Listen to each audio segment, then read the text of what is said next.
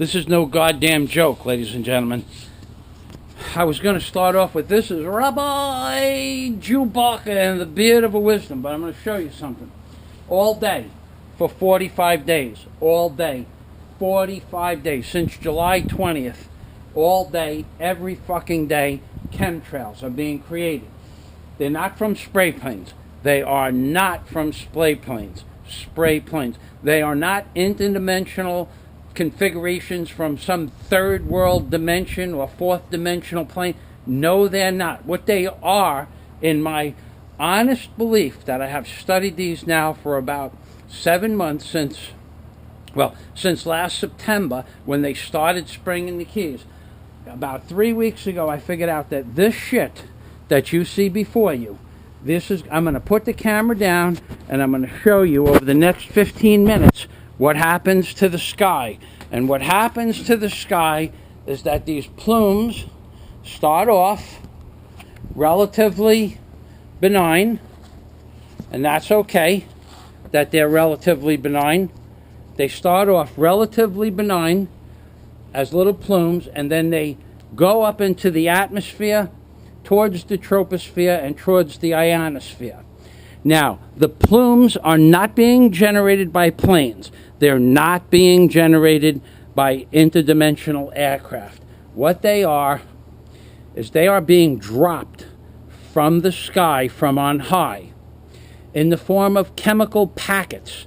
Maybe something as simple as a plastic bag that breaks when it reaches a certain height in the atmosphere or altitude in the atmosphere. When these bags or whatever form of container breaks, the chemicals in the container itself, in the bag, interact with the regular moisture that is the ocean, where you see these clouds being generated upwards in the form of columns. So in other words, there's a chemical in the bag that interacts with moisture, such as the likes of sodium interacting with water, where it would cause an explosion. If you were to take liquid sodium and put it into water, it would cause an explosion. Inside the exhaust valves of large reciprocating engines and diesel engines is liquid sodium. If you were to cut one of those open and put it into water, it would cause an explosion. It's simple science. However, the chemical that they are using in the atmosphere may very well have sodium in it, for all I know, because I'm not a chemist and I don't know. I only know about sodium because I am an A&P jet mechanic. So whatever they are putting in these plastic bags or containers and dropping down from on high, like from the altitude of a high-flying spray plane that's spraying that powder blue shit up in the sky, when it reaches a certain altitude, or maybe when it drops into the sea itself, it expands exponentially, and as it rises, it creates these plumes. It could be something as simple as a bag that compresses and blows apart, and the chemical interaction from what's in the bag to the sea moisture, or the moisture of the salt air of the sea, creates a catalytic reaction between the two compounds, or three compounds. However, this is not being done by a spray plane. It is not being done by an interdimensional aircraft. It is not being done by a cloud generator. If it was done by a cloud generator, such as something like HARP, and there was a person in the boat under the cloud, it would fry them like a microwave, like a mouse in a microwave. It is not cloud generation from up on high. It is not cloud generation from space. It is a chemical reaction coming from some form of chemical that interacts with the moist salt air, because all of these clouds are being generated, period, over the ocean. What you see at the end of the canal, just on the other side of the tree line, is the Atlantic Ocean.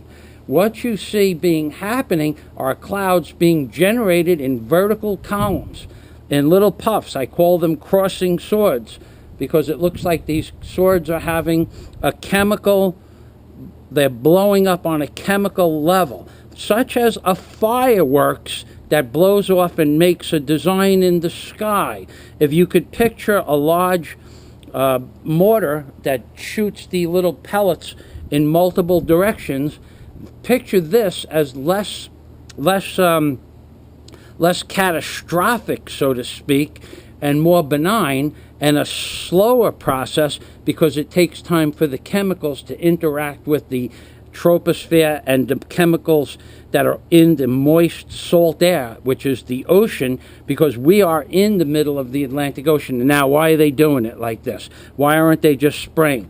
Because what you see, the people in Ocean Reef see. And Ocean Reef is where the presidents and all the corporate headquarters for Eagle Electric and General Electric and Dow Jones, all the people from the largest corporations in the world are looking at the same clouds that you are looking at right now.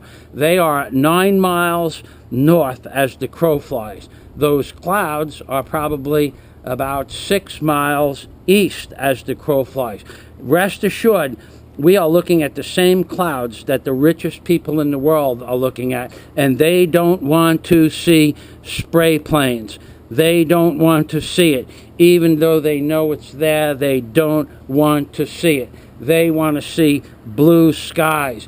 Their children are billionaires by rights. Their children are millionaires by right. They don't want to see themselves being poisoned. So the powers that be use this chemical process instead of spray planes. But I can tell you that 10 miles to the north of me, just on the west side of Ocean Reef, they use spray planes. That's the 18-mile stretch that I was making videos about the last 2 times I went to Miami Iron and Metal. When I come back, I see the spray planes up on high, but this little GoPro camera catches them sometimes. So now what I want you to look at for the next 10 minutes or 15 minutes is I want you to look at this whispering pine that is at approximately 1 o'clock to the camera, and look at the vertical clouds to the right of it, just to the right of the top, and then I want you to look at the pole, the blue telephone pole, and I want you to look at those puffs behind the blue pole, and you are going to see those blue puffs puff up into the sky and turn into that crap that you see above the telephone pole. Just giant white blobs of white crap. And those giant white blobs of white crap are the result of a chemical reaction between 2 or 3 or 4 chemical compounds that is probably being dropped from on high from the original spray planes or another type of aircraft, and when it reaches the ocean, it interacts with the water, or when it reaches a certain altitude, maybe 500 feet, the bag or container or the chemical composition itself expands or compresses exponentially because of the increase in pressure. You're coming down to 1 atmosphere towards when you get to the sea level, as opposed to 2 or 3 atmospheres where it's being dropped from. And maybe just the interaction of the pressure on the chemical causes some sort of a molecular collapse of its structure, and then it interacts and creates these puffy clouds. But whatever it is, it's not an interdimensional aircraft. It's not a cloud generator from up high on high, because it would fry anybody in a boat below it, like a mouse in a microwave. It is not some kind of invisible aircraft. It is a chemical reaction between 2 or 3 catalytic compounds, and there's a converter in there somewhere, and the converter could be something as simple as sea salt water evaporation from the sea, or seawater. It could be, I don't know, but it's not invisible aircraft. It's not a cloud generating machine. It's not interdimensional, and it's not magic. It's a goddamn chemical reaction between 2 compounds, and when the 2 compounds touch each other, they expand and become lighter than air and puff up. And we are still talking about tons and tons and tons of this crap being dropped from the from the troposphere or even from the ionosphere. But either way, what you are looking at is a chemical compound that's interacting as a catalyst and a converter. And this is Michael Fazio. Today's September 4th, 2013. That's my dissertation on what's making this type of cloud and why. Because the people at Ocean Reef, where the smallest, the absolute smallest house of about 700 square feet costs $2 to $3 million. They don't want to look at spray planes. So what the elite are doing is they are dropping this chemical compound in there so these people don't have to look at spray planes. Believe me, either way, it's death from on high. It's death from above. It's a chemical that's killing us. It's sucking the life force out of me. I can't even get started the last 2 weeks. I have to force myself to do everything. Everything I have to force myself. I can actually feel this shit sucking the life from my body. Now I'm going inside to pack another box. All day I might have packed 5 boxes. I'll be lucky if I get my room emptied out by the end of today. I want you to watch over the blue pole. I want you to watch those clouds exponentially expand upward. And I want you to watch behind the whispering pine tree, between the pine tree and the flag, or to the left of the pine tree. I want you to watch those clouds being generated from low to high because of a chemical composition acting like a catalyst and a converter that's being dropped from on high. And this is Michael Fazio, otherwise known as Rabbi Chewbacca, baby. And remember, if Mr. Obama had a son, and Mr. Obama's son looked like a Trayvon Martin, Mr. Obama's son would be dead, baby. That's right.